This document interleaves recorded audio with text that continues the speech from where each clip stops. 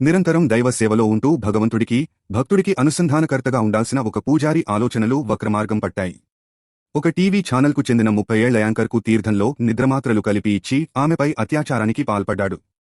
ఈ దారుణ ఘటన చెన్నైలో చోటు చేసుకుంది. ఈ నీచానికి ఒడిగట్టిన పూజారి పేరు కార్తీక్ మునిస్వామి. చెన్నైలోని ప్రధాన అమ్మన్ ఆలయాల్లో ఒక ఆలయంలో పూజారిగా ఉన్నాడు. తనపై జరిగిన దారుణంపై బాధితురాలు పోలీసులకు ఫిర్యాదు చేసింది. అత్యాచారానికి గురైన యాంకర్ చెన్నైలోని సాలిగ్రామం ప్రాంతంలో ఉంటుంది. తాను ఆధ్యాత్మిక వ్యక్తినని, తరచుగా ఆలయాలను సందర్శిస్తుంటానని ఫిర్యాదులో ఆమె పేర్కొంది. చెన్నైలోని పర్యాస్ ప్రాంతంలో ఉన్న ప్రసిద్ధ కాళికంపాల్ ఆలయానికి తరచుగా వెళ్తుంటానని, ఈ క్రమంలో తనకు ఆలయ పూజారి కార్తీక్ మునిస్వామితో పరిచయం ఏర్పడిందని తెలిపింది.